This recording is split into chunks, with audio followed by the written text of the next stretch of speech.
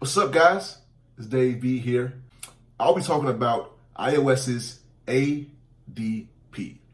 ADP stands for Advanced Data Protection. ADP originally came out in iOS's 16.2 system update and was originally just available inside of the US. Now, recently, with the iOS 16.3 update, iOS made it available worldwide. Now everyone can use it. Before going into what ADP actually is, you really need to understand the two types of encryption that Apple uses to protect your data. Now you have in transit and on server, and you also have end-to-end encryption. And they differ quite a lot. With in transit and on server, the encryption keys used to encrypt and decrypt your data are stored on Apple's servers. Now, this means Apple has access to this kind of data. So data like your photos, your voice memos, even your device settings are all protected using in-transit and on-server encryption. Going a little bit further on this also means that the data in transit is encrypted. Data in transit from the server to your trusted device is encrypted the entire time.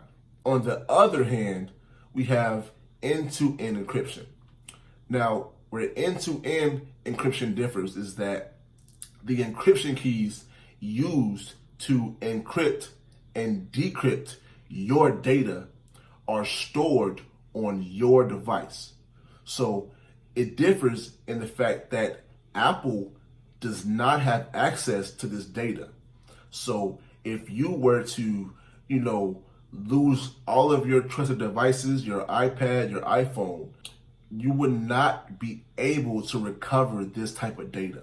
The type of data that falls under this umbrella would be your payment history, your home data rather, also your health data, among a lot more things, right?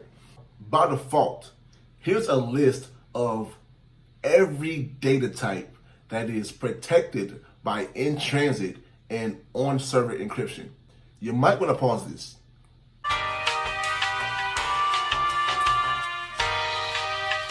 Okay, hope you got that down.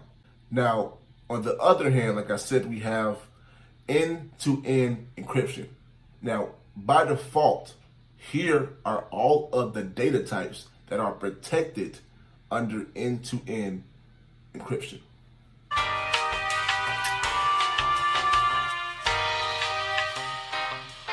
What you want to understand is that with ADP enabled, again, advanced data protection, the majority of the data that is protected with in-transit and on-server encryption will then be protected by end-to-end encryption.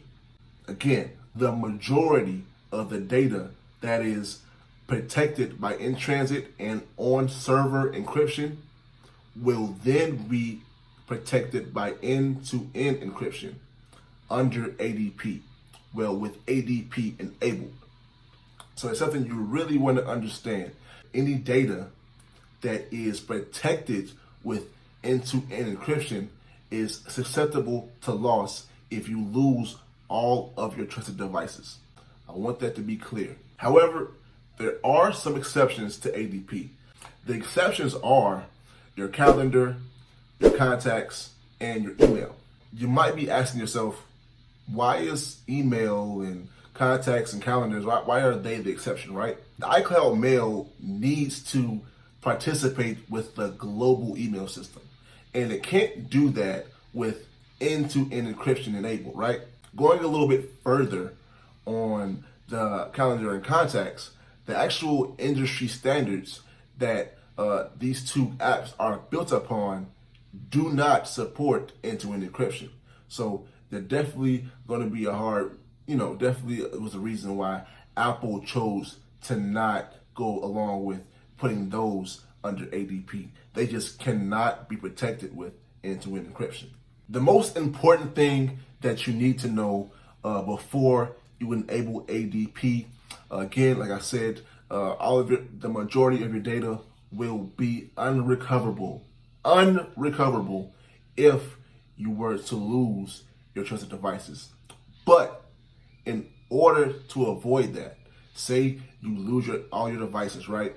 The most important thing to understand after you enable ADP and before you enable ADP is that Apple will not be able to assist you in the recovery of all the data that is now encrypted with end-to-end encryption with ADP enabled.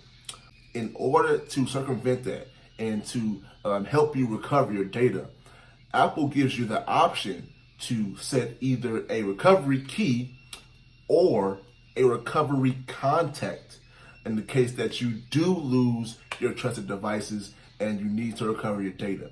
If you're going to go the recovery contact route, I would highly suggest someone that you trust with your life, someone you can leave your Chick-fil-A around and they won't eat it, someone that you trust with your haircut, or someone that you trust to wipe your ass when you're old. Like, you really need to trust this person and make sure they're trustworthy and make sure you're all good with that person.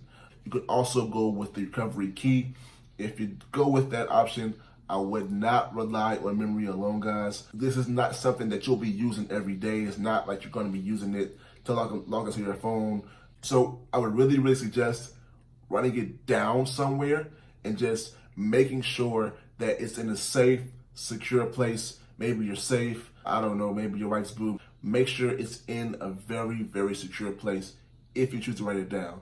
That's just my recommendation. This is not an Apple recommendation. Depending on how you look at it, one of the best pros or one of the worst cons of this ADP feature, Apple will not have access to the data. It is now protected with end-to-end encryption.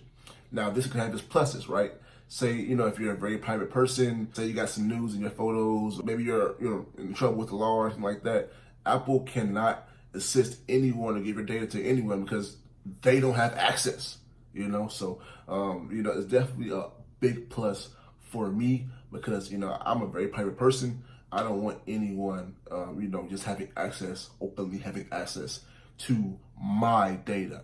That is ADP, Advanced Data Protection in a nutshell. I hope this video was informative for you. I hope it really helps you in your decision making on whether to enable it or not. Let me know, guys, if this is something that you like, something you think Apple could have kept, or if you have any general questions or concerns, leave them in the comments. I'll definitely get to them and answer them to the best of my abilities, guys. So thanks, guys. Till next time, it's Dave B.